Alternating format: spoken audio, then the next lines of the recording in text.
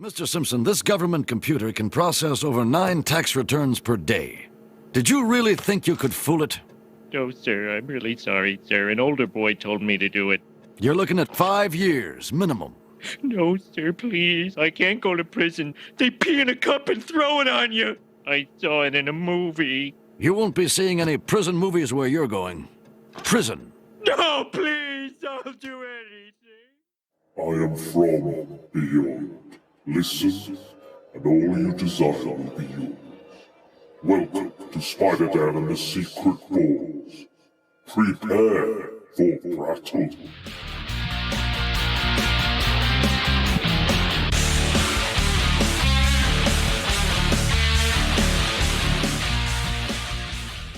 Secret Ball Stories. Welcome to Prattle World. I am your host, the ever-amazing, ever-spectacular Spider-Dan. And in this podcast, I spotlight entertainment's best-kept secrets that a mainstream audience may find boring. And welcome to Secret Ball Stories, where I invite guests to count down a personal top 5 list in high-fidelity fashion. And we're in the lockup tonight. We're banged up, not abroad, just totally banged up, in the slammer. And I am joined by the lifer, the man who puts the Max in maximum security prison. It is the jailhouse cock, Max Byrne. Hello, sir. Hi, Dan. Thank you for that wonderful intro. I just hope I can live up to such a magnanimous introduction. That was wonderful. Thank you. I always, when you're on, I always want to give you as good an intro as you give your guests on mandatory Marvel and DC, because you're the king of the intro in my eyes. So I want to big you up and give you all the credit you deserve. Thank you. I feel very bigged up. But you're a big fan of these top 5s as well. So finally, you are here to do your very own top 5. Yes. Why don't you tell us what we're doing, even though people already know? For those that may not, we are going to do our top 5 prison movies. It's going to get dark and disturbing quite quickly, no doubt. So yeah, fair warning, there will be spoilers for these films if you have not seen them. So if you haven't, go away and watch some prison movies. If you're in a good mental headspace, because you will need to be to watch some of these, because you will come out the other side. You'll be changed, much like the characters in these films. So yes, let's get started, Max, because we've got a lot to cover. So I would like, as you are the guest, to go first. So what is the first pick in your top 5? Yeah, so my 5 are in no particular order of merit, okay? These are all equally loved in the Byrne household. Well, by me anyway. No one else in my house likes these films, but I do. And so I've decided, just for argument's sake, to do them in chronological order of release. So okay. There is no particular preference here. So the first one I'm going to mention is the 1985 Canon Films extravaganza Runaway Train. Oh, okay. And now this, for those who know me or anything about me, know how much I adore the Canon films of the 1980s. And their 80s output was typically low-rent action or martial arts films starring the likes of Michael Dudikoff or Chuck Norris or the great Sho Kosugi, which I adore all those films. But this, yes, it's a Canon film, but it's probably the most uncanon Canon film perhaps ever made, in that it's a really well-made, wonderfully acted. We'll get to, it was nominated. The actors in here were nominated for all the top prizes come awards season. It's really grounded film. It's got a great cast: John Voight, Eric Roberts, Rebecca De Mornay.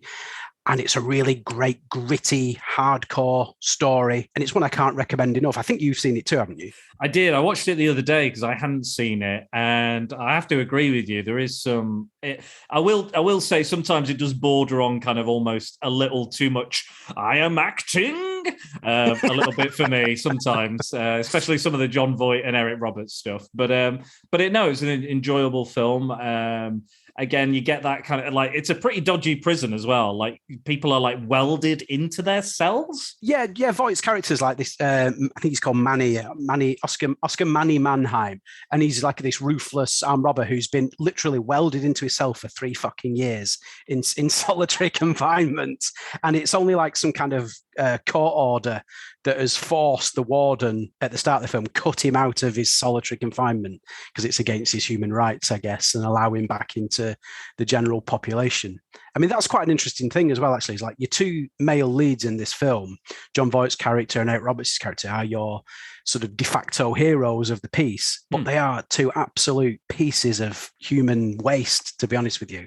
They are dreadful, dreadful people, but you're supposed to root for them during the course of this film. So it's quite strange way to view your lead characters. I think, like obviously John Voight's character is like a killer. He's he's escaped several prisons. And Eric Roberts is like a statutory rapist. Yeah. At first, you don't know why he's in there, and he seems a bit simple as well during this. Like Voight's character's like quite intelligent and conniving and cunning and ruthless, whereas Voight's Roberts' character, who's called Buck, he's kind of along for the ride, isn't he? And sort of riding Voight's coattails. But yeah, you learn later that's what he's gone down for. So they're two pretty despicable men, but those are your heroes. I think it kind of helps that they've made the warden such a sadistic character in this as well. It gives them someone evil to play off to kind of garner a bit more sympathy for them. In fact, every film I've selected here has a truly sadistic warden. Actually, it's sort of a common theme amongst all these films. The warden is a piece of work. There's no firm but fair in my selections. But yeah, it does work really well. Yeah, it's kind of strange actually. This film was actually the original script was written by none other than Akira Kurosawa. Would you believe? No way, really? Yes, way. Back in the 1960s, Akira Kurosawa. I mean, I would imagine his original script probably got chopped up and changed and contemporized to fit the mood of the times. Obviously, being made 20 years later. But yeah, Akira Kurosawa wrote the original script in the 1960s. He had this idea of two escaped convicts on a train that includes the title, a runaway train that can't be stopped. And it kind of just sat on the shelf for 20 years for various reasons. Never got off the ground. And all of a sudden, it was picked up and ran with in the mid 1980s of all time. So yeah, like obviously, Samurai's no stranger to this show, is it? You've done your samurai shows with the band. Correct, so the great Akira Kurosawa wrote this original script. It's bonkers to think that, isn't it? A canon film written by Akira Kurosawa is a mental idea. Was it nominated? Were they nominated for Oscars? You were saying, were some of the actors, or Voight and Roberts were both nominated for Academy Awards for leading actor and supporting actor, respectively. Wow. Didn't win, but they were both nominated, and they were both nominated for Golden Globes. And Voight actually won for this film, nice. So he won the Golden Globe for this role.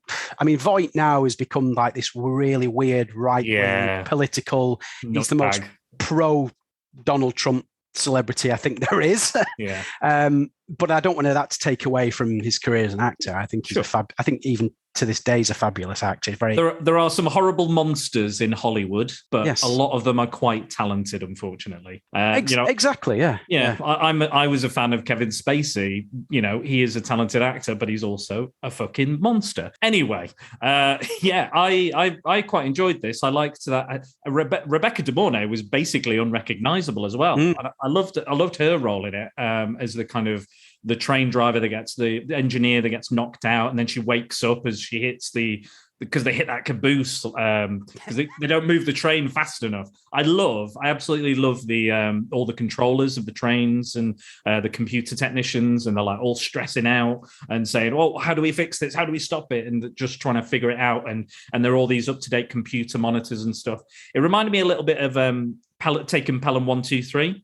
Yes, there's a little bit of that in there. And I like that there's a fair bit of comedy as well, even though it's quite brutal and dark and sinister. But yeah, I really enjoyed it. I got a lot out of it. Again, it's not, I will say, it's not set primarily in the prison, but it does have that vibe, and the characters carry that with them, that their experiences do inform the story on the runaway train. In a way, they go from one prison to another because they can't get out, they can't get off without dying or breaking all their bones and stuff. And it's there is some really intense moments, some really intense acting, and considering there's not really that many kind of people in the situation, and they're not known to be on the train for a very long time. But then when it's figured out, obviously, that all the controllers are trying to figure out how to get them off the train and stop it or slow it down. And it's going to hit this chemical plant and stuff. But I can kind of see a little the Kurosawa-esque elements to it, actually, thinking about it now, and the kind of some of the shots and some of the kind of the poetic dialogue a little bit as well. There's something about it there still, even though it's gone through a canon lens. But like you said, it is probably the least canon of canon films. You know, it's really, really fascinating. But I think it's a really good choice for this prison movie top 5 list. I would recommend it to anyone who's thinking of watching it. It's very well made. The acting's obviously, the nominations speak for themselves. The acting's of a high standard. You've got some great little cameos as well. Danny Trejo's in it. I think it's one of his first ever roles. Tiny Lister as well. Crops up in it as well as like a guard of some description. A professional criminal Eddie Bunker is in it, who's just, I think he's the go-to guy, or was the go-to guy in Hollywood for any sort of crime-based, prison-based film. So it does have an authenticity to it. That prison feels... Oh, yeah, definitely. Because it's Maximum Security. It's worst of the worst in there. It really is. Yeah. And you do get a sense of that.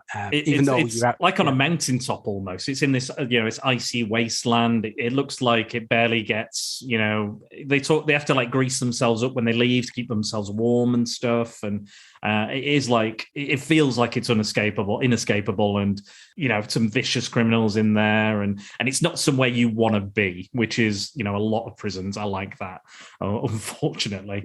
But yeah, really, really, really good choice. Anything else you want to say about that before we move on? Just that I think it's just one of those films where you can probably watch it and get something out of it. There's probably although it moves fast, and it's perhaps not the sort of most in-depth script ever written. There's a sort of a moral tale to it, I suppose, and criminals are criminals, but there's a human side behind these bad people, essentially, and all they have to go through to, like you said, this bizarre prison in Alaska or whatever it is, where you've got to journey for hours and swim across an icy river before you get anywhere near a train station. It's good.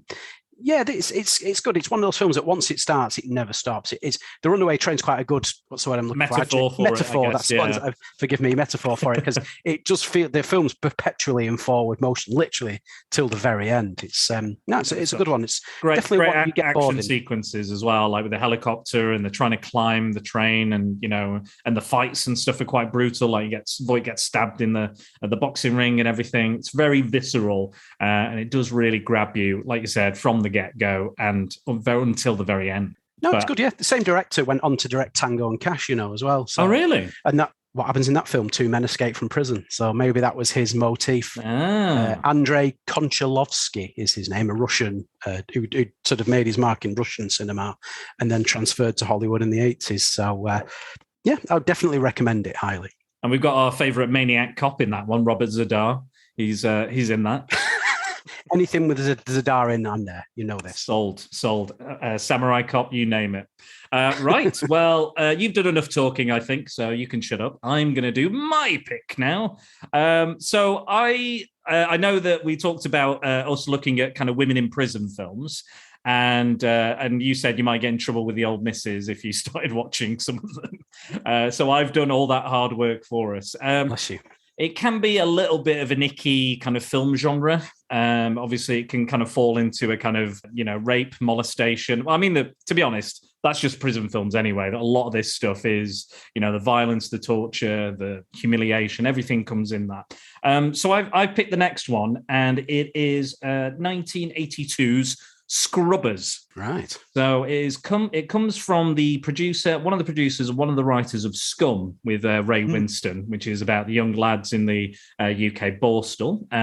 So this is basically a kind of a spiritual sequel, and it follows a female Borstal and the offenders that are in there. You've got young Kathy Burke. She's in it. Yeah, Kathy Burke. This is her first kind of film role, and she's fantastic in it. And a few others. You got Pam St. Clements in there, and Miriam Margolyes is in it. Oh, yeah. So it's a real kind of who's who of like British female acting talent. It's quite, what I like about it is it does kind of escape a lot of those kind of trappings of those women in those sleazy kind of women in prison films, what you expect to see, like, abundance of nudity and all sort of weird and horrible stuff. It's quite sensitive, and it's also quite funny, which a lot of my picks definitely are not. There's not much fun to be had in prison. But this was directed by, the grandmother in The Witches. Yes. This film is directed by her, and she was a bit of a kind of a sex pot actress in her day. I think she's from, I want to say Scandinavia or Sweden or somewhere in the EU. Yeah, she has an accent like that in The Witches. Yeah. So she comes, and I think she adds a lot, and she writes as well, and she added a lot to this. And it's basically about two main characters. One is they've just escaped a borstal. One is looking to get back into a borstal, but a different one where her girlfriend is. And the other one is trying to track down her daughter and basically, take her away and look after her and be a mum to her daughter. And unfortunately, because one of them wants to be caught, she does some, ridiculous stuff and, steals a van, steals a truck.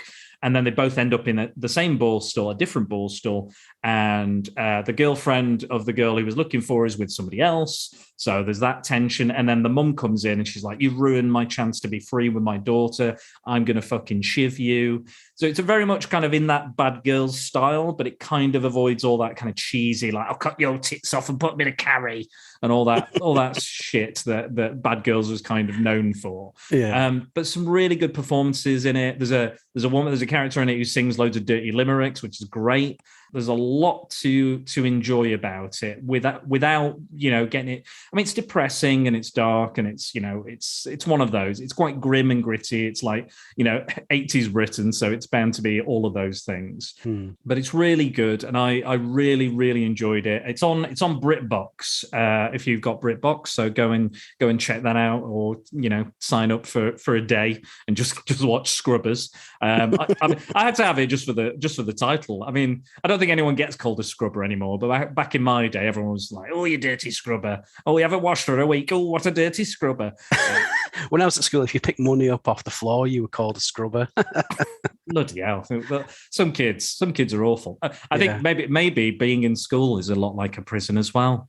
Maybe. Quite possibly, yeah. Possibly. But yeah, check that one out. I really enjoyed that. I got a lot out of it. Again, it's really sensitive. And one of the standout moments is when someone has some shit thrown at their face. Nice. And who doesn't want that? Who doesn't want that in a film? No. Does it have the same level of violence as Scum then? You're saying it's kind of like a spiritual sequel, does it? No, I think it stays away. There is some violence. There is some brutality. I think towards the end it kind of ramps up a little bit, but it kind of deviates from that. And you get more of an understanding, a background for these characters. And like one's a clean freak and she's always cleaning a cell, and one's just after fags and stuff. So they've all got their own little characters and uniqueness. And one of the characters gets out and is like, what do I do? Where do I go? And they're like, well, you can't stay here, so piss off. So she just goes and leaves, and and she's so keen on getting out, and and there's tattoos made, and people fall in love, and they do like a performance as well, like a theatre performance of stuff. And there's a lot to be had and a lot of fun to be had with it, but also it is quite there's a lot of sensitivity to it, and the ending is quite heartbreaking as well. But again, I won't spoil it because I'd like people to go and see that. But check out Scrubbers. Right, what's next for you, Max? Right, well, I've gone from a film that was nominated for acting Oscars to one that has no fucking chance of ever being nominated for any acting Oscars, but perhaps it should. This is a film that you turned me on to a few weeks ago, actually. So thank you, and not thank you at the same time. I think I'm not quite sure where I stand on this particular masterpiece, but we're moving up slightly through the year to 1991. Hong Kong martial arts splatter film Riki-Oh, the story of Ricky. Wow, what a film. What a film. I do recommend, if you do watch it, watch the dub, because I think the dub makes it a lot more entertaining. The subtitles are fine, but it kind of feeds into the ridiculous, over-the-topness of it. But tell us a bit more about it, Max.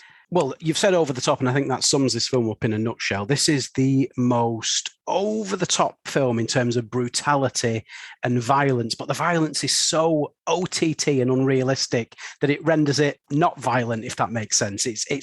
I mean, you can see that apparently this film was the inspiration for the Mortal Kombat video games in some ways, and you can see, I mean, even the lead character looks like Liu Kang from Mortal Kombat. I never thought that. With the mullet and walking around with the top off and just the black trousers trousers. He looks exactly like Liu Kang did in those early games. But yeah, it's a Hong Kong film, and martial arts splatter is perfect. I don't know if that's a genre that has any more films in it other than this one, but if there is, I'd like to see them. It came out in 1991, but it's set in 2001, so it's set a bit in the future. And the main character, sometimes he's called Lick Wong, and sometimes he's called Riki-Oh. Okay. There's two names for you. Yeah. He's a martial artist who gets sent to this high security correctional facility for manslaughter. He basically kills this crime lord who didn't kill his girlfriend, but was kind of directly responsible for his girlfriend's death because she sees them doing like some kind of drug deal, and they chase her, and she goes off a roof and plunges to her death. So Ricky goes and kills these thugs and even gets shot multiple times in the chest and survives. And then you learn later when he's going through the metal detector in prison that the bullets are still in his chest, and he refused to have them removed surgically because he wants them as a reminder, even though his chest has like zero scars on it or any notion that anything was that, he's just got their bulging pecs. There's no notion of that. And this prison, it's like your archetypal corrupt prison. The growing opium in. Sorry, it's not an archetypal prison at all. It's the most bizarre prison that's ever been on screen, I think. You've got superhuman gang members who rule each block that are working for the. You've got the administrative warden, and then you've got the main warden who turns up later with his like utterly ridiculous son as well. It's based on a Japanese manga. I thought it was a Japanese film initially, but it's a Japanese manga, but it's a Hong Kong film. And you can definitely tell that you can see the Japanese influence on it, but the martial arts are really good, really incredible, well shot. But it's just fucking bizarre, this whole film. But I love it because again, it's not a traditional prison film. It is set entirely in the prison, but apart from some flashbacks, but it is a truly unique experience. I think once you see it, you will never be the same. I brought Dennis around, and he was like, "What should we watch? We want to watch something." We've got some takeaway and stuff, and I went, "Let me put Riki-Oh on. I think you'll appreciate it." And we were crying with laughter, just in shock and awe about the insane amount of violence. Tell us about some of the insane violence, some of the acts that Riki-Oh does, or some of the characters do. My God, there is one part where the like you said, the administrative warden, the deputy warden, he's called Warden Dan, who's like the most archetypal character. He's got a false hand, a false eye in his office. He's got like a row of like Japanese porno videos up on the wall, which they're just there. He keeps drugs in his false eye as well. He's like the worst of the worst.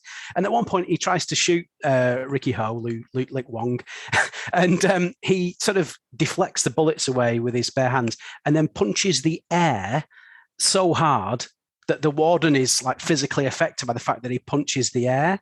There's a brilliant fight as well where he's fighting a guy, and the guy cuts a hole in his stomach and pulls his own intestines out, and then uses them to try and strangle Riki-Oh, like strangling someone with your own intestines. And then they just kind of, I think, end up going back in, and no one cares. There's one point where Ricky gets like his arm slit or something, and I think it's like a tendon or something. Yeah. And he basically like ties a knot in his own tendon or his own vein or something like that, so he can carry on fighting. It's so over the top and great. It really is. Like you said, the main warden who turns up with this sort of man-child son who's sort of dressed like Billy Bunter or something like this. It's like a little Jimmy Cranky or something, isn't it? It is. Yeah, it is. It's like a Hong Kong Jeanette Cranky. At the end fight, the warden suddenly like turns into the Incredible Hulk. I mean, maybe I missed the narrative plot point that kind of explains why that happens. He said, because Riki-Oh's kind of superhuman. It's implied that he's superhuman, who's born with strength, and he's been trained in the martial arts by his uncle, who throws people's gravestones at him. Quite disrespectful, I think. And he's like, "Oh, I'm the strongest," and then all of a sudden he just hulks out, and everyone's very snotty in this. Everyone's got all this snot pouring down. This big tubby guy comes to beat him up, and he just punches him in the stomach, and then just pulls all his guts out. It keeps escalating in violence, and again, like Riki-Oh doesn't seem to have a weakness really. He just gets beaten up for a little bit. gets subdued, then it comes back even stronger, and then again, and then again, and again. And obviously, all the holes in this film and all the the plot and the logic, you just throw it out the window because it's not going to make any sense. But the practical effects are great. They're so fun. They're so ridiculous, so over the top. If you're looking for an insanely violent, silly, fun film to watch, like if you've got a house party on, you're not really paying attention. You don't need to, because every so often there's just going to be some insane violence that you're just going to enjoy and be like, "What the fuck?" Yeah. They did 88 Films did a release of this recently, so I highly recommend somebody going, if you want to see this, go and pick it up. It is available digitally on iTunes as well if you want to get it that way. But yeah, it's mental. Like, I don't even know what else we can say about it other than it's just fucking insane. It is probably the most batshit film I think I've ever seen in my entire life, and that's why I love it so much. I mean, he was only 18 as well, the lead actor, Fan Siu Wong, I think is his name. 18 years old when this film was made. Wow. And he looks sort of mid-20s, I would suggest. Yeah, early 20s. I think that's where they're pitching his character's age at.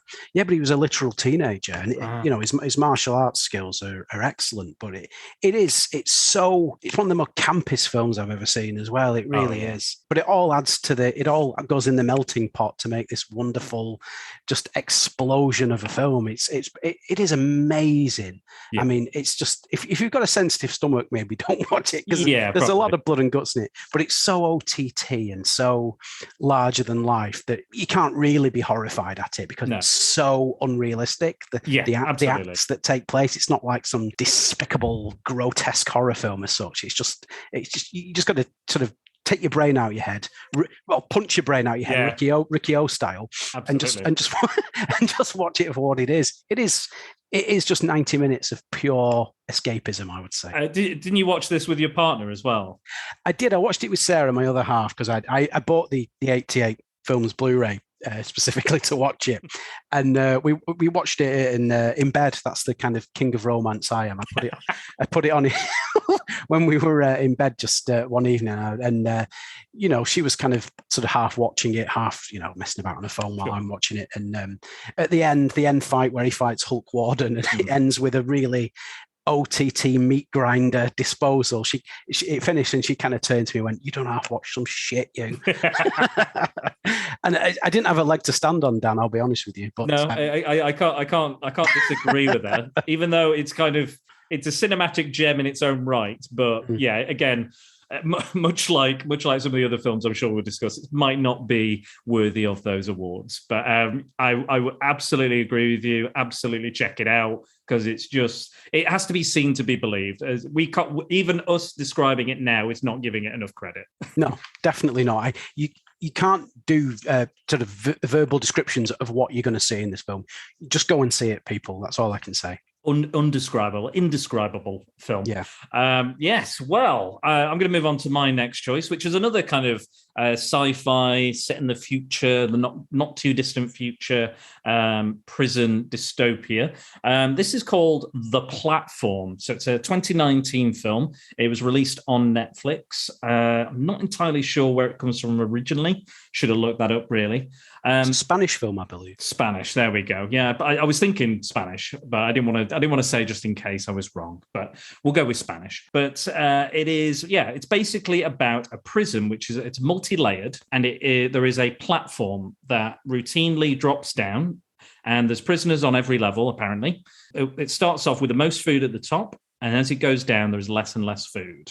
Yeah. So it is obviously on the lower levels, people are obviously starving because most of the people up top are being quite greedy. And people are resorting to cannibalism and murder and all sorts of stuff. And our main character is in there, not because he's committed a crime. He's in there because he wants a diploma. So if he spends like 6 months in there, survives, he'll come out and get a diploma. And every month they are moved from a different platform. So they could end up on level 21 or level 346. It is completely random. Wow. So you could be, right at the top. But again, there's no way to store food because they turn up the heat every time you store food. There's no way to get back up to the top, really, because it moves too quickly, the platform, when it returns to the top. It is a really interesting film, and it's arguably probably the most political film on my list as well, because it's definitely saying something about greed, the haves and the have-nots, society. Are we all just, giving into these animalistic tendencies? But it's really fascinating. It's very brutal. It's very interesting. There's a lot being said. And there's characters, again, another film where someone has shit thrown at their face. There's a common theme in my films, clearly. But it's really beautiful in a way and brutal at the same time. But it's really interesting. There's this young woman who is riding the platform down because she's trying to find her daughter. Her daughter is apparently in the prison, even though the people at the top have said they don't do that. That's not involved. And even one of the people that put the main character in there has also gone in there as well. And they're all allowed to take one thing in. So this woman took in her dog. The main character took in a copy of Don Quixote. One guy takes in a knife, obviously. That's Chekhov's knife. That definitely gets used. And it's very interesting to see how the different levels treat each other and how that dynamic shifts, and how it affects the characters, and how being on top can make you more of an arsehole, and being a bit below, like, it could make you even more of an arsehole, or a murderer potentially, or a cannibal. It's really quite fascinating. But the main character decides that they need to send a message to the people at the top, and every so often it will go to the top and it will show you this big lavish kind of dining room and kitchen with all this food on, and all the kind of stuff that's going on. And clearly, I think it might have been a very pointed political film. To maybe it was talking about Spain or another particularly Spanish country, or wherever it's from. It might be aimed at those particular leaders or something, and trying to say, what you really doing for the people. This is torture. This is how we treat people. Like, surely we should treat everyone the same.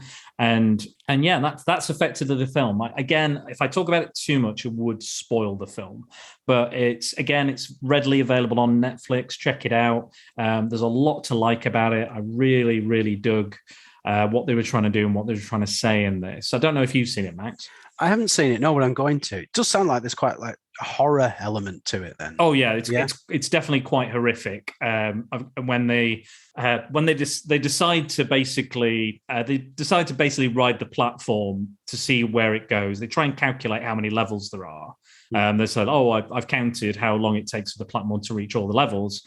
And I guess it's around 300, but they're never 100% sure. And they decide to ride the platform. That's part of this message they want to give out and give the people at the top, is they're deciding to ride the platform to the bottom and then return to the top and try and say, what the fuck are you doing? You can't treat people like this. And the lower they get, the more kind of terrifying and the more kind of brutal and crazy people are, as the lower you get, and the more desperate people are. But yeah, really quite a fascinating film. It's a modern film. It looks good, and there's a lot to say, and there's a lot to take out of it. And I think most people would enjoy it if they watched it. Yeah, sounds excellent. Yeah, I'm definitely going to watch that. Give it a go. But yeah, I've not got much else to say about that one. Yes, yeah, that is The Platform. So that's 2019's The Platform on Netflix. I didn't look up who made it and all the other people like you did, Max, because you're good at that stuff and I'm rubbish. So go and check, just IMDb it. Platform 2019 Netflix, or watch it, whatever. Do what you want. Max, what's next? Right, we're moving forward just a mere year to 1992 we're going to now. Ooh. And this is another prison film, but it's a science fiction-y, action-y kind of film. And it's the 1992 classic from Christopher Lambert, or Christophe Lambert, as, to give him his correct pronunciation. And it is Fortress. Oh, what a shout. What a good shout. Yeah, I mean, this is a film I enjoyed when it came out as a teenager. It was right up my street. Lambert was in his peak years here. It's not too many years out from Highlander. I think this was probably a couple of years after Highlander 2. He was in his prime of sort of making Hollywood style films on decent level budgets before he sort of, descended into sort of semi-obscurity really these days, which is a real shame. But it's a good film. It's very well made for its time. It's again, it's a futuristic set film. It came out in 92, but it's set in 2017. And the rules in America in 2017 are every couple can have one child and one child only. That's it must be, to control the population and what have you. And his character, John Brennick, and his wife are trying to cross the border into Canada where the same rules don't apply because his wife is pregnant with their second child. Now, their first child died as a newborn, or it's inferred, they were a baby when they died. But even under those circumstances, you're not allowed to have a second child. Yeah. So even if your first child has passed away, you cannot conceive again for a second time. Sure. So they're caught at the border and he's dragged off to prison and sentenced to 30 years, or I think it's 31 years actually, which is a really odd sentence, but there you go. At this private maximum security prison, which is sort of deep underground in this pit in the middle of the desert. It's kind of like a high-tech version of the prison in The Dark Knight Rises, actually, in some ways. Yeah, I guess, yeah. A pit in the middle of literal nowhere. And you're fitted, when you go in, you're fitted with this sort of, they call them an intestinator, which is like a little sort of circular ball that's implanted down into your stomach. And if you misbehave or, you do anything that basically the warden takes exception to, your intestinator is switched on and you're subjected to like excruciating abdominal pain. So obviously the story is about Christopher Lambert's character basically trying to escape because he presumes his wife has either died or made it into Canada. But when he learns she's in the women's section of the prison, it's all about him trying to figure out how to escape. It's got a good cast. The magnificent Vernon Wells is in it, aka Bennett from Commando. Yes. Bringing his own sort of unique version, his unique delivery of sort of camp villainry. Nobody does it better. Nobody does it better, whether it's this, Commando, Mad Max 2. He does camp and menacing brilliantly. His character's a little on the nose. He's got like 187 tattooed on his forehead. Oh, yeah. It's like the sort of penal code for murder or something like that. So it kind of does what it says on the tin. So he's kind of like a, one-dimensional prison bully. They're in these sort of ridiculously crowded cells with like 2 bunk beds in, but there's 5 blokes to a cell, all sleeping on the floor and what have you. So he bands together with his cellmates to try and devise this master plan. The brilliant Kurtwood Smith plays the prison. Clarence Bodicker himself from RoboCop, of course, plays this the warden who's sort of part cyborg or something like this. Yeah. He's sort of been assimilated by this corporation that owns the prison, the Mentel, where that's supposed to be mental corporation. It is a bit mental, yeah. Yeah, that own this prison. It's like not state owned, and he's the warden, but he's sort of had his internal organs replaced with machinery. So he's like, and the prison's run by this AI as well that he works with. So it's a really good. It's very early 90s in its execution. It has a real look and vibe of like Total Recall to it. The way it looks and the music's quite similar as well. It's very much of its time, but it's a great sort of 90 minutes sci-fi action prison break kind of film. You could do a lot worse than watch this, I would say. I absolutely agree. I did a double bill of this with another really good film called Wedlock, which is with Rutger Hauer, it's got a similar premise because instead of the intestinator, they've got these collars, and if they've got a partner within the prison that they don't know who it is, and if they move too far away from them, the collars explode and they die. So they're allowed to like walk about, but as long as they don't go too far away from their wedlock partner, that's fine. That's available on YouTube as well if you want to watch Wedlock.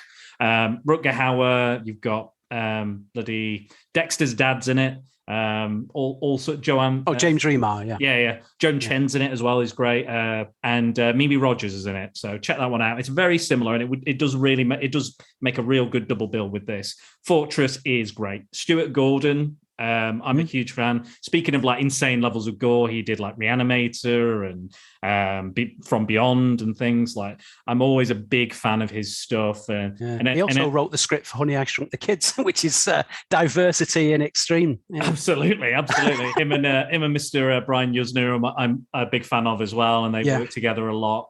But yeah, it works really well. And you've even got Herbert West, the Reanimator, in this, haven't you? He's one of his cellmates. I think he's called D-Day or something like this. And he's the tech guy, isn't he? He figures out how to use the intestinator because there's And like it's to be fair, like it's a heavily like you've got robots running around, they've got laser cells, they've got the intestinators, they've got a giant Gatling gun that's going to shoot them. So like they're hard. Like this is like one of the more hardcore prisons I think on this list, on either your or my list, because I think they just think right, we need more and more obstacles and stuff. And yeah, I loved it. I thought it was really cool. I thought the villain was good.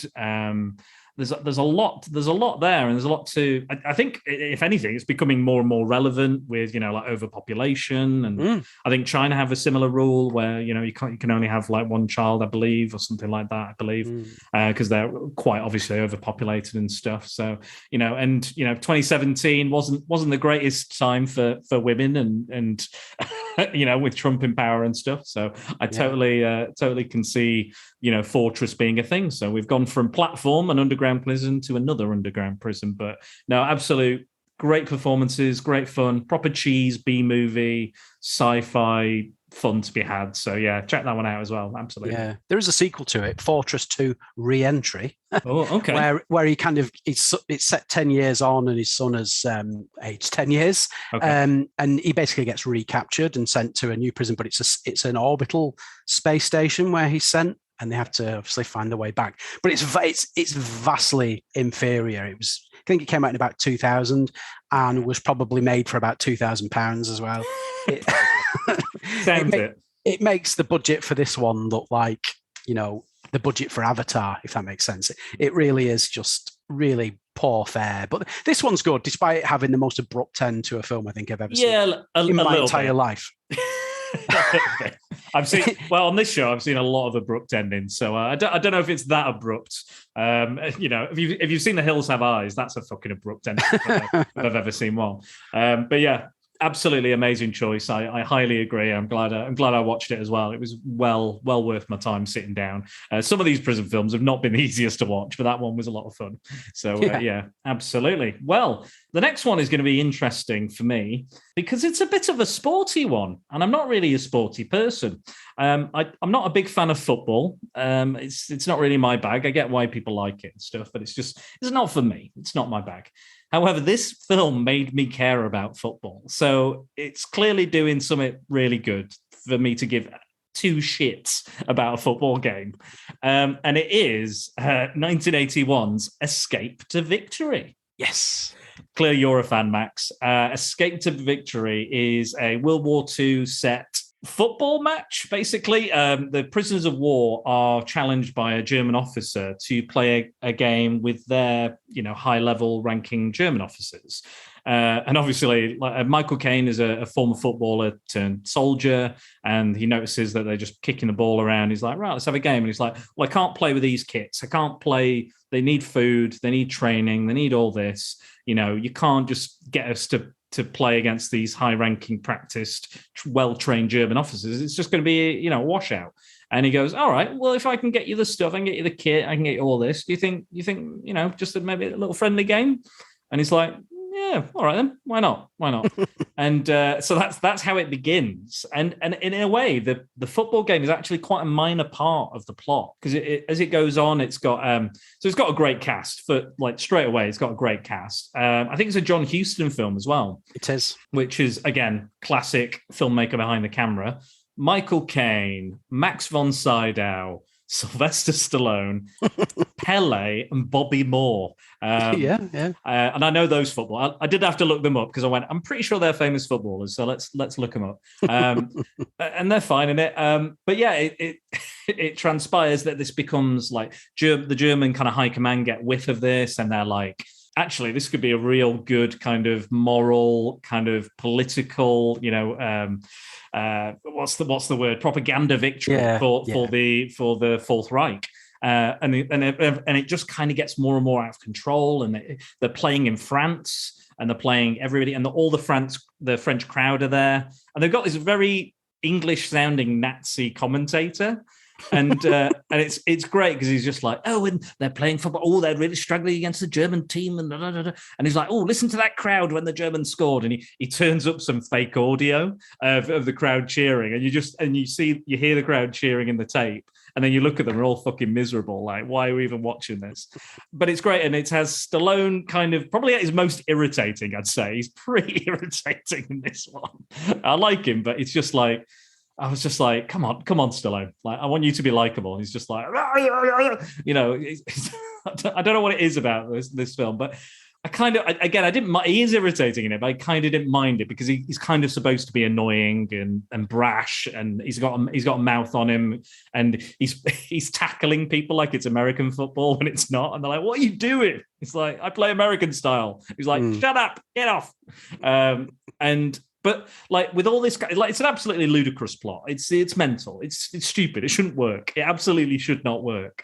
However, with the balance of the cast and the direction and the cinematography and everything, I got really into it. I'm watching this game and I'm like, I've never cared about a football game in my entire life. But I'm like, come on, Pele, come on, show us what you're worth. Come on, you can do it. And they have, and like, it's a true underdog story as well. Like, so it's well in Stallone's wheelhouse for like Rocky and all that. You know, they're well trained, the German officers, they're well fed, you know, all that sort of stuff. These guys, there's a crooked ref as well, which Max von Sydow is not really like the true Nazi. He's not the white supremacist. He believes in honor. He believes in a good game and just, you know, two teams playing their best against each other. Yeah, he's a decent man, isn't he? Yeah, he's not a nice guy, but he's a footballer at heart. He's a soldier, probably second, and he's not really, I wouldn't call him a Nazi, but it's really interesting. And there's some really disturbing bits. Like they need to, so Sylvester Stallone's character, Hutch, I think it is, or Hatch, escapes, and he's been told that he's got to contact the French resistance so the team can escape as a propaganda victory for the Allies after the game.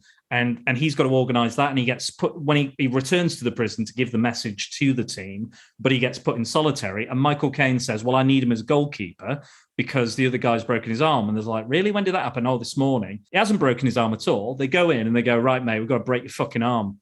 And they break the guy's arm just so that they can do all the stuff. And Caine isn't. It's almost like Mean Machine meets Bridge on the River Kwai meets kind of a Great Escape. Yeah, meets The Great Escape is the best one. And there's a chance where they can escape. So they've organised this escape. It's in the little bath in the training room. And, you know, and they're doing pretty poorly, but they've got a couple of goals in, and they're getting, the crowd are getting behind them and getting all riled up. And, you know, right at the last minute, like Stallone's like, we've got to escape. And they're like, no, we're going to stay and we're going to win. And it's like, why would you do that? Why? Absolutely. Yeah. But you kind of are with them. You kind of agree, even though like, it's utterly ridiculous. You know, they're at war and stuff.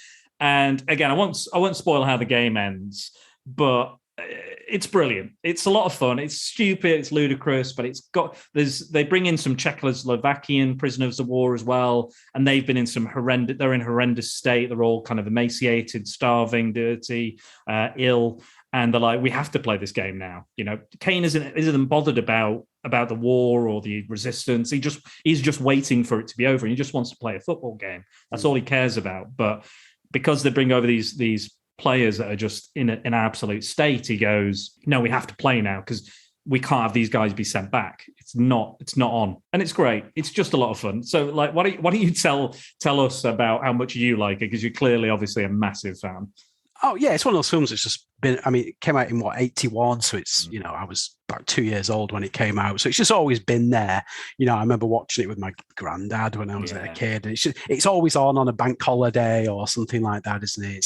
It's a classic film, but I mean, again, you can't take it seriously. Like Michael Caine's character is supposed to be, I think they mentioned that he was England football captain before the war or something like this. He's actually a pro footballer. But at this point, Caine's deep into his 40s, has got a little gut on him as well. It's like, fucking pro footballer, as if, you know. So it kind of stretches the sort of rules of credibility. Considering he's a prisoner of war as well, he seems pretty well fed, you know. Yeah, exactly, yeah. He doesn't look like he's been suffering in camp, does he? It looks like he's been living well. But Caine is, I mean, I do like Michael Caine as an actor, but he is the same in everything he does pretty much. So he's playing himself here. Stallone's quite good value. He's quite enthusiastic in it. Looks like he's... I think he's almost playing the opposite of all the other characters. He's like, he's the exact opposite. So different. He's trying to escape. Like the opening scene of this is quite dark because it's about a guy escapes and he gets like machine gunned down straight away. Yeah. And they're like, oh God, lads, we failed the escape and all this. And it's like quality acting talent as well. And if you're a fan of Peep Show, Mark Corrigan's dad's in it. Have you ever seen Peep Show?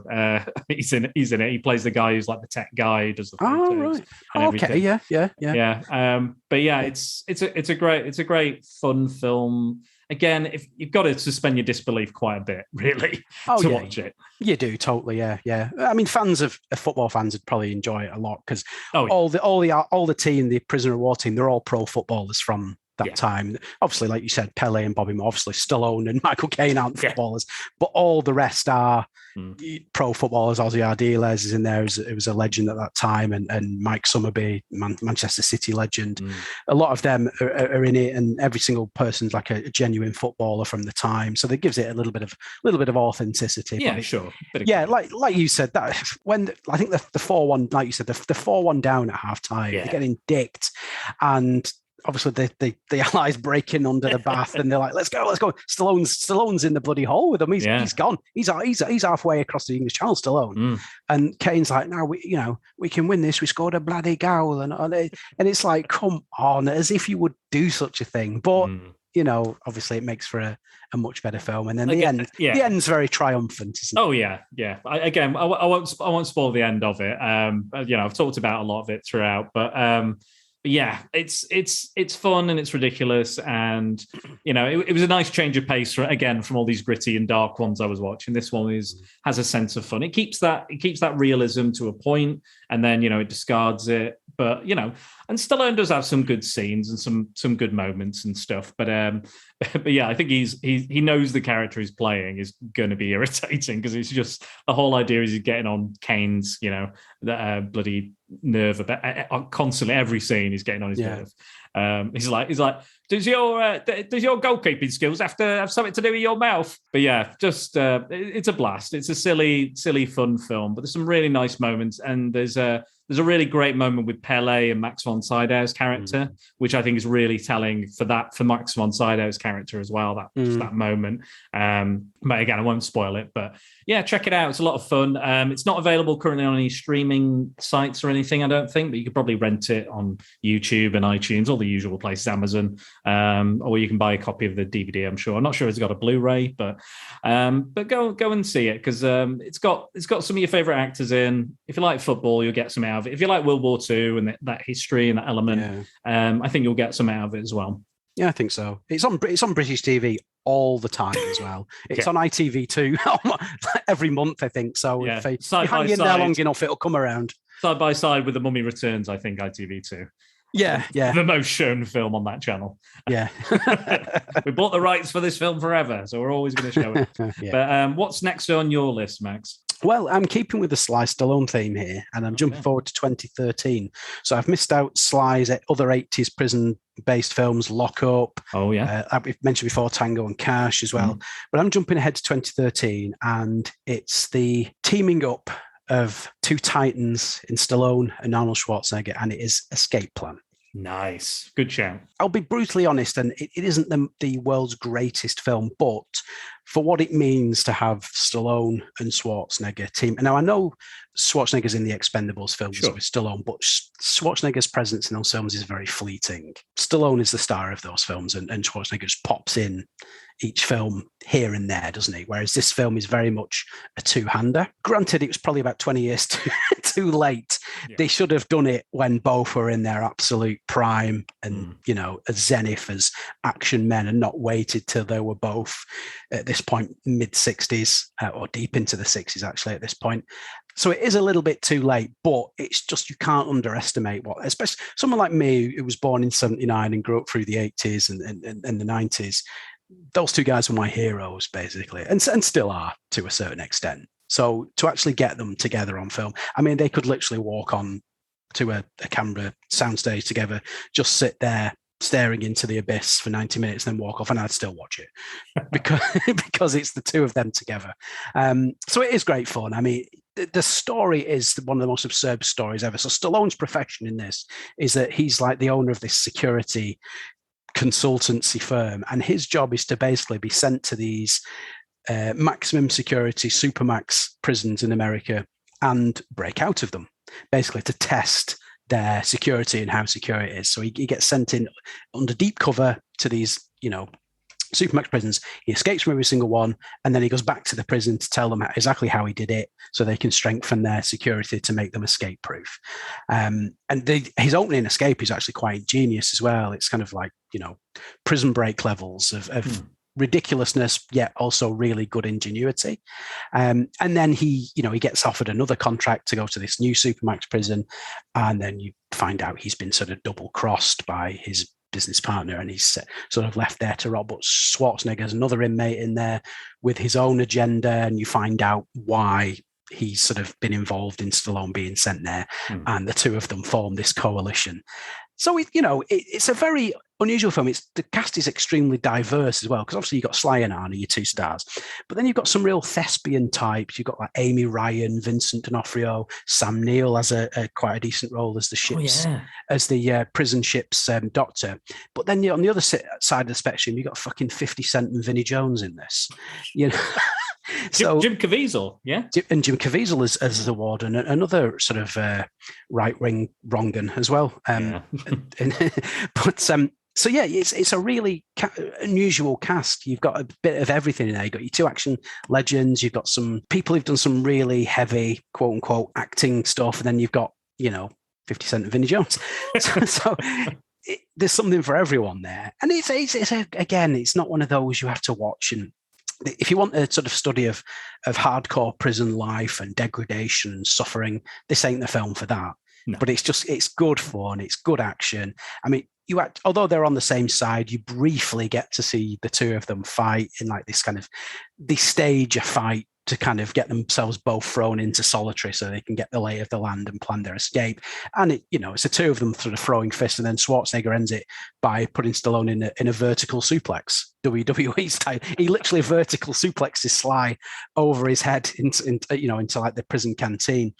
So, but again, that ties into it being a little bit too late, because it would have been great to see them absolutely battering each other in the 80s. And when they were both, like gods, it's kind of like two drunk old men staggering at each other. But I do have a feeling though it would be like a Fast and the Furious situation, because the ego. I imagine they'd be like, well, you can only have 5 punches because I've only had 5 punches, so you can't look like you're beating me or look like you're winning. It's got to be even, completely even. And it's like, I imagine it would have been like that back in the day.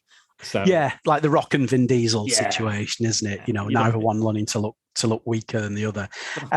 But I think that's what makes characters good. When look at Indiana Jones, he gets beaten up all the time. He gets smacked about. That's what makes him such a good hero, because he carries on. Look at bloody Stallone and Rocky. He gets absolutely shit kicked out of him. And he keeps on going. That is more interesting than someone looking well hard and tough. Yeah, I prefer that as well. You don't want I love Steven Seagal, but every film he's in, he very rarely takes a punch, let alone gets. Well, he very rarely moves, Max. He's got stunt doubles for days, even if it's just walking into a room. It's true, actually. Yeah. These days, it is very true. You can basically, unless his face is on camera, it ain't him. So you just see someone from the back. So yeah, I mean, this film is great fun, and it's just a good romp to see two of the all-time great action stars do their thing one more time together. It did spawn 2 sequels actually, but Schwarzenegger didn't come back for them. But Stallone's in the pair of them, and Dave Bautista is in both of them as well. I guess as a de facto replacement for Schwartz, kind of a modern day Schwarzenegger, I suppose. But both of those went straight to video. I haven't even watched them, to be honest. I remember the second one got delayed by years and years and years for some reason. I don't know if it was like a legal thing or something, but I remember it was supposed to come out of the cinemas, but there was some sort of problem or issue, and it was like, and I remember that the third one came out before the second one did. Oh dear. Yeah, they're all on Amazon Prime in the UK, so all 3 of them, so you can check them out. But you can see the drop off in quality from the first one in terms of budget and star power.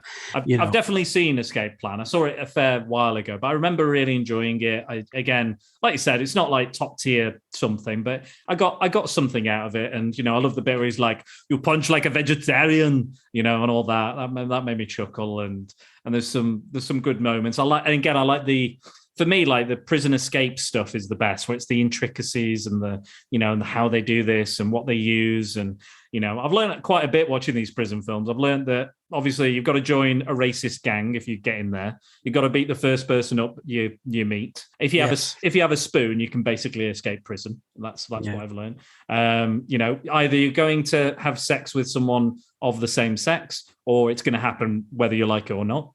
I think that's another thing in these prison films. Lots of other kind of tropes that corrupt officials and police, wardens and guards and stuff for days. Lots of that. And I've already mentioned all the Ikea stuff. But yeah, no, I really like Escape Plan. I think, like you said, it's got a good balance of kind of quality actors and the kind of more kind of action-oriented kind of genre kind of film characters and stuff. But yeah, I think it's a good choice. I think it's a really interesting choice. I think it's probably better than Lock Up, I think, for me, if I'm talking about Stallone and prison films. But again, that's another conversation for another day, I think. But yeah, great choice. Anything else you want to say about it? Just if you want to enjoy it, go for it. It's not high art by any stretch of the imagination, but it's just a well-made, solid prison break film with bankable names in it, some good action in it. The actual breakout sequence is pretty good. It goes old school with Stallone and Schwarzenegger just blowing everything up in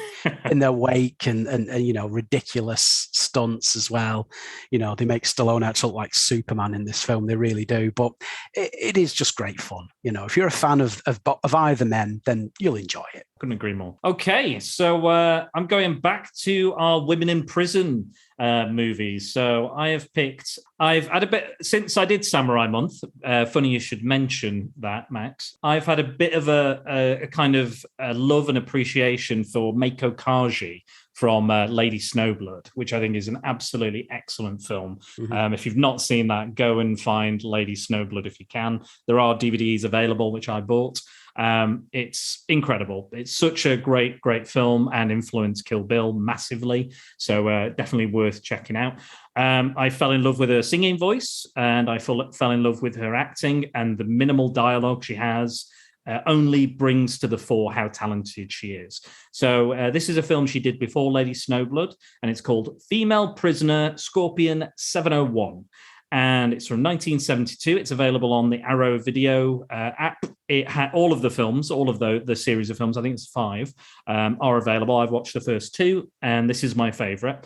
Now, again, we talked about all the icky stuff. This does have a lot of the ickier kind of rape, molestation, torture, women being treated fucking awfully, and characters being treated awfully. And but this film is kind of like when art house meets exploitation. Again, much like Lady Snowblood. It is gorgeously done, but it is kind of brutal and has all the kind of tropes that exploitation films have. Yeah. And it is somewhat a feminist film, but I don't know, there's that much kind of torture and abuse of women in it. I don't know if you could argue some of the more feminist tropes in it, but it's about a character called Miko, I think, or Matsu. Yeah, Matsu, which I think is Scorpion in Japanese. And she is basically this young virginal woman. She meets a police officer, falls in love, loses her virginity to the police officer, and he says, I need your help on a case. And he sends her in on a kind of a drug deal, and then she's gang raped and attacked, and then the cop walks in, and he uses this as leverage against the Yakuza, the Japanese mob, to get some money and to get in and higher in the rankings of the Yakuza. Mm-hmm. She is obviously quite upset about this and tries to murder him outside the police station and slashes away, tries to stab him. And eventually she's sent away to this prison for murder. Yeah. Solitary confinement. She's basically chained up and left on the floor. She's dangerous, deadly, and she is this killer instinct and desire for revenge that will not stop her getting out of that prison and getting her revenge on that cop. And the way it's shot, it's almost like a theatrical...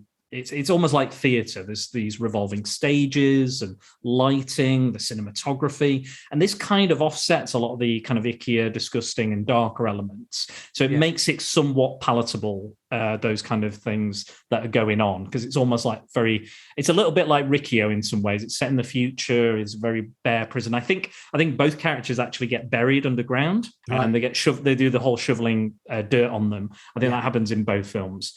It's really good. And again, Meiko Kaji says almost no dialogue in this entire film. It's all in her eyes. And she's got this deadly, intense stare. And every time she looks into you, it's almost like all your sins are coming out. They're like, she knows about the things I've done. It's so intense and so amazing.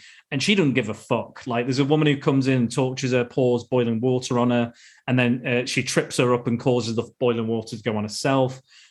Kills another prison guard. Like, she gets like a bit of, I think it's like a stick or something, and she sharpens it. And then when the guy comes in to torture or rape her, just stabs him in the neck. There's a shower scene where these characters are going to kill this one woman, but Meiko Kaji character's Scorpion. I think it's like, oh no, that's it. They plant plant a weapon on her, and they said, "Oh, this is her weapon," but actually, Scorpion puts it in the person who tried to put it in the other person's clothes, and ends up, and it just becomes this weird lighting, and almost this person turns into a demon and tries to stab her, but actually stabs the warden's eye out. It's fucking brutal and insane. There is a lot of kind of links to Riki-Oh. I think but it is a lot more serious. There's a lot more kind of drama and things. But it's really good, really interesting. Meiko Kaji again sings the title song. Again, it's all about vengeance and beautiful women and getting their vengeance and stuff. But it's really good. Again, if you've got the Arrow app, or if you've got access to it somehow, like check at least the first one out. People say the second one is better. I don't think I agree. I will say that some of the fight choreography is a bit poor in certain scenes, but generally it's a fun, stylish, slick film. It's got great acting in it, great performances, and she does care genuinely about some of the characters in there, but it's very few and far between. Everybody else she will hate and kill and doesn't give a fuck. And whether she gets her revenge or not, I will let you find out. It sounds good. So it's from about the early 70s then? Yeah, 1972. So it's kind of part of that kind of era. And I think, again, Meiko Kaji's work has kind of more than likely influenced a lot of the feminist kind of action heroes we have now, like Ripley, like your Sarah Connors and all the other stuff we have now, your Scarlett Johanssons and whoever.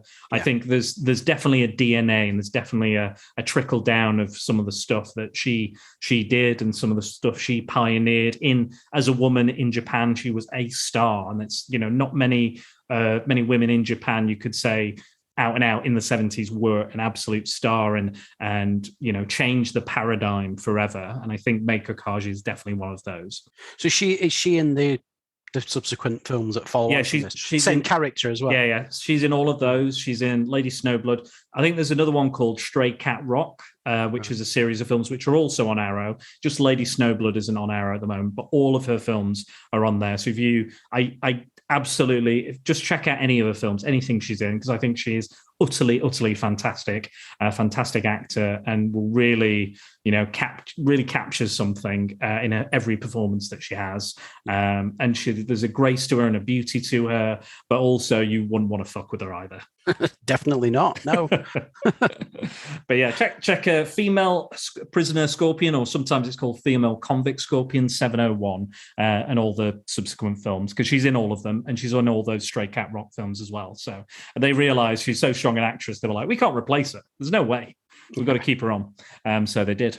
But yeah, what's up next, Max? Right. Well, my fifth and final choice brings us up almost to the present day, 2017. We're coming up to now. Ooh. And it is the incredibly brutal, hard-hitting film Brawl in Cell Block 99. Wow. Yes. Starring Vince Vaughn. And most people, when you think of Vince Vaughn, you think of like broad comedies, which is how he built his stardom. I mean, he's obviously done serious roles throughout his career, but his stardom, when you think of the films he's been in, you tend to think of films like The Wedding Crashers and Old School and things like that, where good comedies. But this is anything but. This is a film which is not played for laughs, to say the very least. This is one of the most... He probably has the funniest lines in it, though. I will say that a lot. He has some quite good one-liners, but they're done in such a deadpan way. It's not a comedic delivery, but but this is probably one of, again, like Riki-Oh, but deadly serious in its brutality. This brutality isn't OTT or unrealistic. It's incredibly realistic. In this film, his character, he sort of you get the impression he used to be a drug mule and he's sort of left that left behind. He's working at like a garage or something like this, gets laid off from his job, goes home and finds out his wife's been cheating on him with someone else. She has like a love bite on her neck, which kind of gives again. She confesses she's been seeing someone else. So he calmly sort of sends her back into the house and then beats up her car. he literally demolishes her car with his bare fucking hands. It is quite something. And then they go in the house and reconcile and decide to, as you do, after such an event, to give the marriage one more go. And then it flashes forward 18 months and he's gone back to his drug muling ways, obviously doing very well for himself because they've got a lovely house, much bigger house now. And she's heavily pregnant, I think due to give birth in sort of, 60 days or something like that. So life's pretty good. And his sort of boss gets him to go and do this drug running job with a couple of Mexicans who are like the henchmen of this Mexican cartel guy that he's partnering up with. And it all goes tits up and he gets sentenced to, I think it's something like 7 or 8 years in prison because he won't give them any names. Basically, he's going to do his time like a man in like a medium security prison where they treat you quite well. The guards seem quite firm but fair. And then he gets the visitor, and it's the wonderful Udo Kier, genre favorite, who is probably one of the most evil men in the history of cinema. If you want a baddie, someone like a demonic character, then Udo Kier is your man, and basically says to him, if you don't get yourself transferred to this other prison and kill this inmate by a certain name, we will basically get your wife and kill the bit. I don't really want to describe the methods they say they're going to use. No, it's pretty fucked up. It's pretty fucking horrific, really. But, it's not going to end well. So he basically has to viciously beat up the prison guards to get himself transferred to this maximum security prison. And this prison is probably the hellest of hellholes you could ever see. It is the most disgusting, dirty prison. His cell floor is covered in broken glass. The warden, played by the magnificent Don Johnson, Warden Tuggs is his name. Fantastic name. Another absolute piece of work as a warden. Like I said, all these films, a warden is horrific. He is here. And they fit him with like this electric shock belt. So if he steps out of line, he just gets shocked and writhes around in agony. And then, again, I don't want to spoil it too much, but you discover that what they asked him to do to get to this prison was kind of a setup, and life as we know it is going to be pretty horrific for him moving forward. But yeah, what a brutal film. Some of the violence in this film is some of the most explicit violence you're ever going to see. Absolutely. Yeah. When he kills some of the other inmates in this film, it isn't like a quick sort of, break your neck or stab you a few times in the gut and away you go. People are dying in this in the most horrific and graphic of ways. It's definitely not for the faint of heart, but it's a great film, and Vince Vaughn is magnificent. His performance, he's great. It's not what you expect from Vince Vaughn. He is utterly convincing. He's a big bloke in real life as well. I think he's about 6'5" in real life, so it works as him being this massive killing machine kind of fella. You buy him in the role. You don't go, that's Vince Vaughn. I saw him in fucking Fred Claus, and here he is, taking on the worst with his bare hands in this horrific prison. But you buy it, and he is excellent in it. It is a great film, isn't it? Oh, absolutely. I watched it as well quite recently. And even watching stuff like Riki-Oh and all the stuff I kind of watch, I'm like, it did still shock me that the absolute brutality of it. There's a bit where he kind of steps on a guy's head, crushes it, and then drags it across the floor. And it's almost like he's just had his face pulled off. It's fucking disgusting. It's very they use practical effects as well, which I love. And you feel every punch and break and bone, and he's fracturing bones and sticking out of people's arms and stuff. And yeah, it gave me a lot of vibes of kind of like the Punisher scene in Daredevil, where he's in the prison and he's like stabbing all the guys up in that like hallway, kind of prison hallway bit. Yeah, I thought it was excellent. It's quite similar to my next choice, but we'll get into that.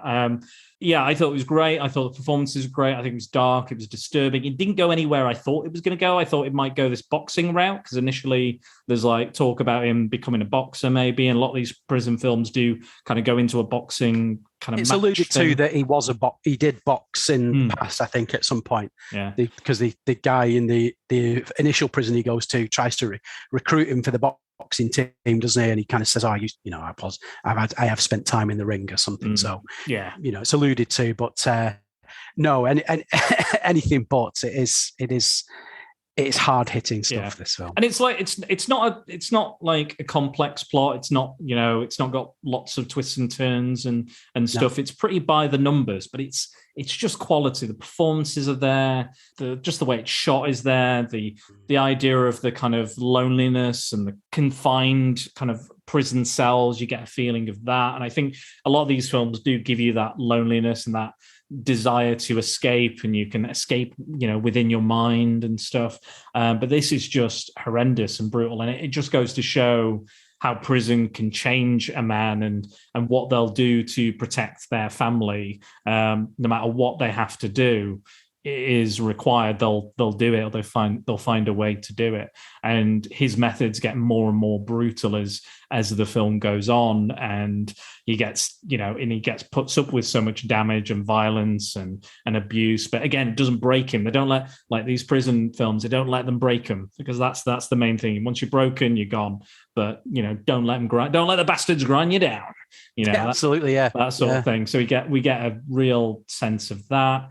And if you, I've seen his work before. I watched Bone Tomahawk, which is insanely violent, and I love that as well. So I need to watch Dragged Across Concrete. I think that's the other one he did. Yeah, Vince Vaughn's in that as well, and I think Mel Gibson as well. The two stars of it. Yeah. The director's called S. Craig Zahler, who did those three films. So he seems to have carved out a niche for himself as making uber violent, hard hitting films. Yeah, absolutely. No, excellent choice. Another brilliant choice. I'm going to quickly go on to mine, which is again a very similar film, also from 2017, and I think again would make a really good double bill with Brawl from Cell Block 99. It is Shot Caller, and it stars Jamie Lannister, fucking Jamie Lannister. It stars the Punisher. You've got Lake Bell in there. You've got Schmidt from New Girl. He's in it as well, very briefly. It's a story of basically a businessman who is celebrating a new business deal, a very big deal, a big huge kind of merger or whatever the fuck you want to call it. And he's driving his friends and his family, his wife and his friend's partner home. He's had a little bit to drink, has a massive car crash, kills his best friend. He's devastated, can't believe it. He finds out that he's been done for manslaughter, and he's going away for like 7 years again, I think it is, something like that. And it's told out of order. So you start off with this character who is actually in a white supremacist gang. He's just come out of prison. There's a big kind of arms deal they've got to work out. He's got to meet people. He's got to do stuff. He's being very cautious because he's being watched by like the DEA or whoever it is. They're just kind of being watched, and he's got all the tattoos. He looks totally different. He's got like handlebar mustache, proper Hogan handlebar mustache. Yeah. And he looks absolutely completely different. And then you flash back to the beginning where he's this very handsome, clean-cut guy. And you see it kind of keeps flitting between the modern day and where these characters are now and what they were back in the prison and that kind of experience. And again, it is another story, much like Brawl in Cell Block 99. I'll get my words out. That's the one. It is, how much prison can change you and what you have to do to survive, and the kind of friends you make and the enemies you make and the kind of violent acts you have to do. And it's really fascinating to see this character, the dichotomy it's almost you're seeing the two ends kind of meet at the end when it kind of comes together and kind of makes a full picture. Again, I don't want to ruin it, but it's very grim, very gritty. It's from a director who directed another prison film with Stephen Dorff and Val Kilmer called Felon. But I think maybe that was a dry run for this, because I think this is truly, truly excellent. It is available on Netflix as well. It's really good. It's emotional as well. It's really there's daggers in your heart. He writes a letter to his son he's never met. He meets his son. He's trying to keep him away because he's like a totally different person. He's dangerous. He's trying to protect them. They don't quite understand. They're getting a divorce. She's had to, leave. She was a designer, an architect. She's had to stop that to try and fund, the lawyers and everything and all the legal fees. And it's grim, it's gritty, it's dark and depressing. But like John Bernthal has a great performance in it, doing what he does best. Again, grim and gritty and dark and disturbing characters. But yeah, you got Benjamin Bratt in there as well, who's a familiar face to many people. If you've seen Miss Congeniality or Catwoman, he's in those. He's in Demolition Man as well. All sorts of stuff. Yeah, Doctor Strange. Yeah, Doctor Strange. Yeah, you're right. But yeah, I got a lot out of this, and that's why I included it on the list. I think it's got probably a better plot than Brawl. I think there's a stronger plot element to it. I think that's the only reason I chose it over Brawl.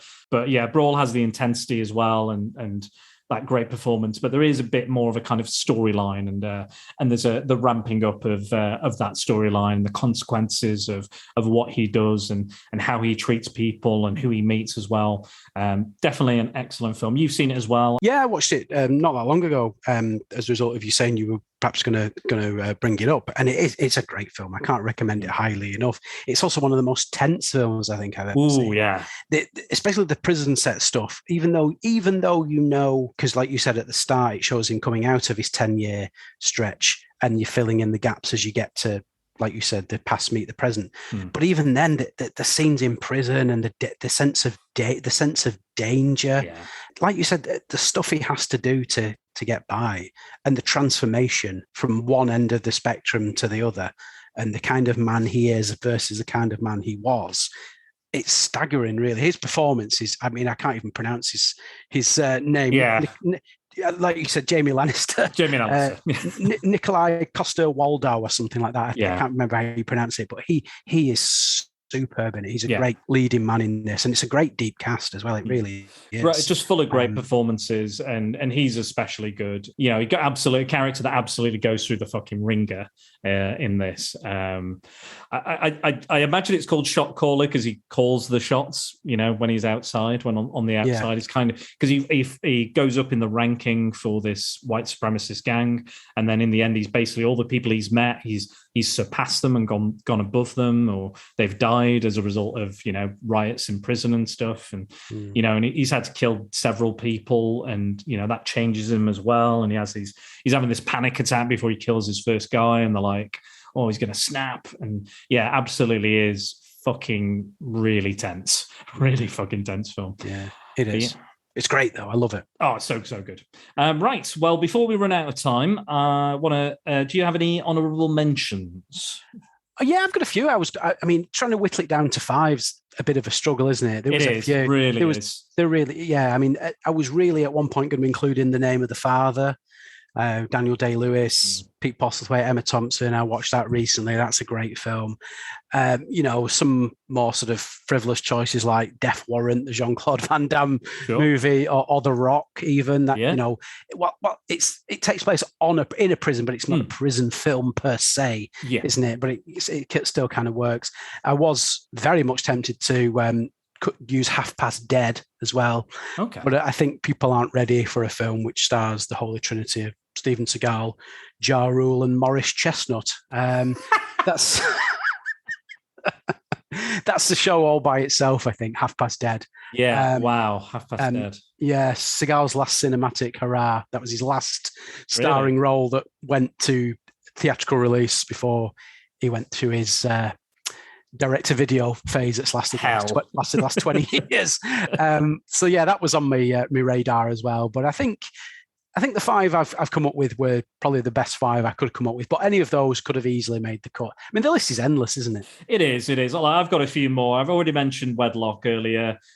Kiss of the Spider-Woman's a really interesting one. It's about these two prisoners. One's like a revolutionary and one's like a trans person. Yeah. It's really good, really wonderful kind of character work in that. Raul Julia and William Holden, I think. think his Right. name is. He's Ross, General Ross in the MCU, that one. William Hurt, yeah. William Hurt, that was it. Yeah. Midnight Express, obviously, is a good one. I watched The Mothers, which is like a women in prison film mixed with blaxploitation, mixed with pirates from 1976. Tarantino's a big fan. I can see why. It's right up his alley. Yeah.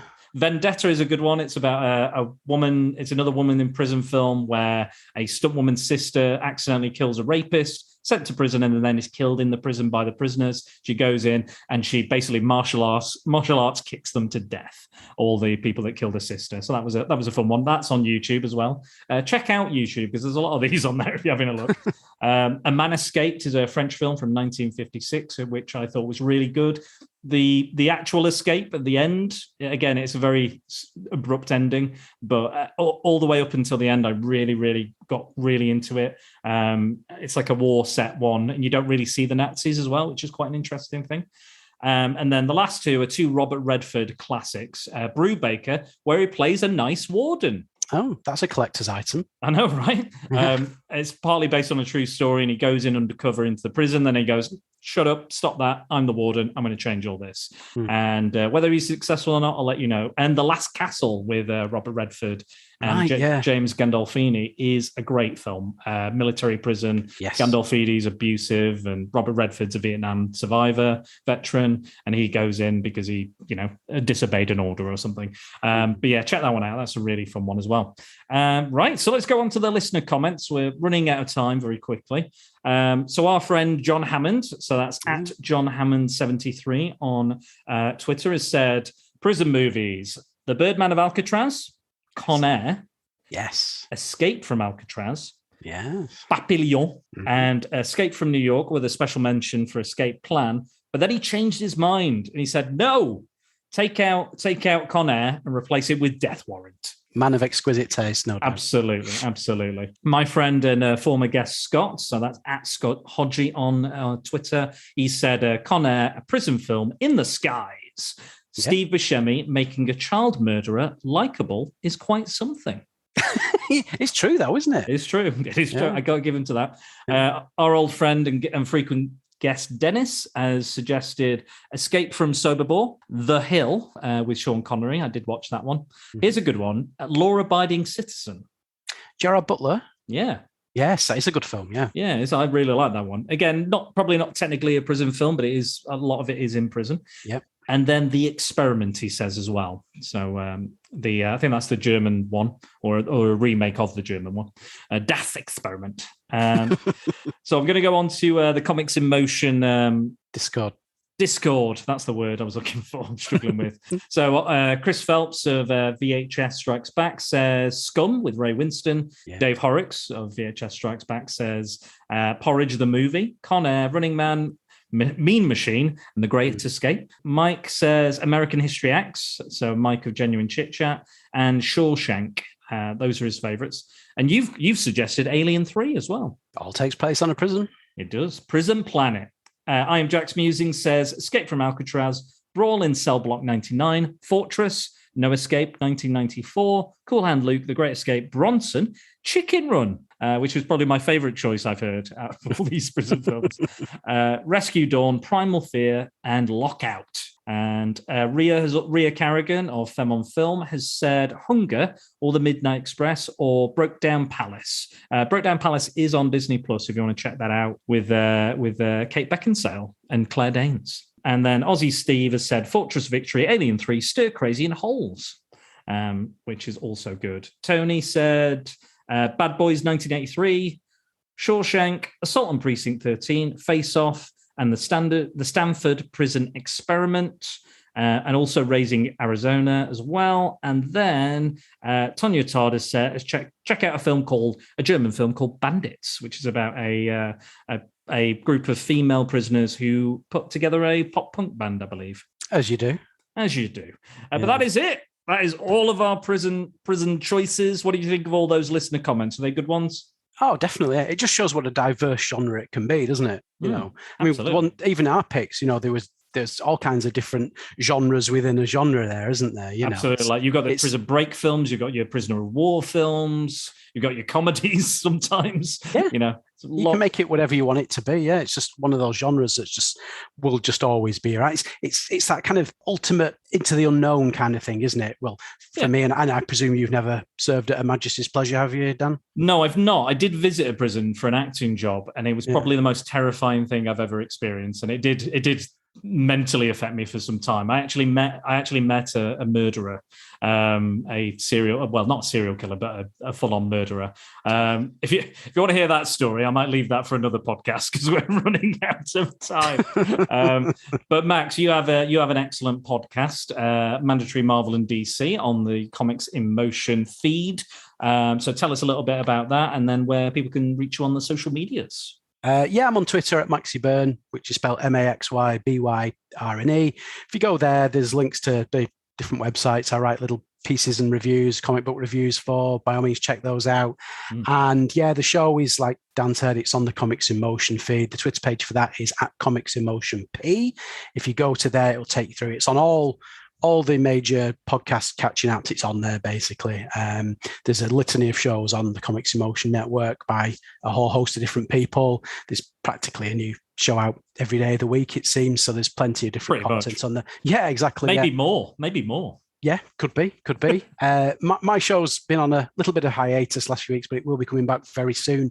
Mine is Mandatory Marvel and DC, of which you have kind enough to have graced with your presence as a guest on one of the episodes previous. Certainly, yeah. And the clue's in the title. It's basically myself and a guest, and the guest comes on and picks a book or story arc from either of the big two of comics, Marvel or DC, obviously, and we talk about it for an hour or so, and discuss the virtues of it or the not so virtues, whatever it may be, and just sort of pontificate on how marvelous the guest choice is, because the guests make the show, so they've picked something that's dear to them. So we're not there to slag it off, we're there to big it up. So we've had some interesting choices, obviously some really famous ones, the kind of ones that crop up on any sort of blockbuster list, but some of the more obscure choices as well. So it's been good so far, and we'll a new one coming out quite soon.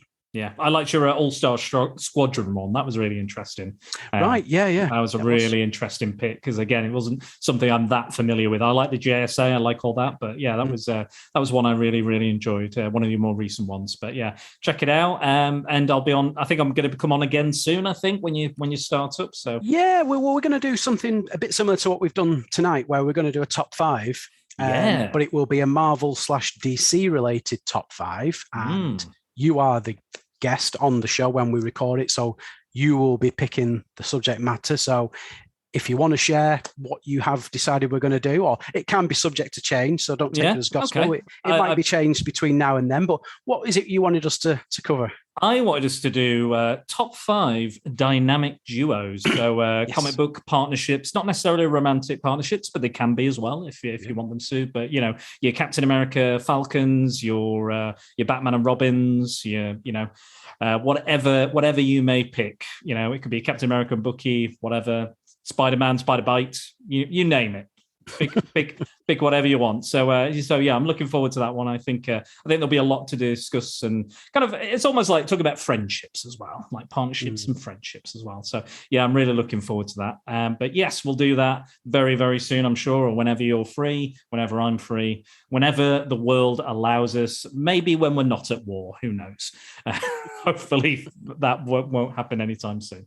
But yes, so I'll tell you all of my stuff. So you can find me on Facebook at Secret Balls, on Twitter at Dan_Balls, Instagram it's at SpiderDan Secret Balls.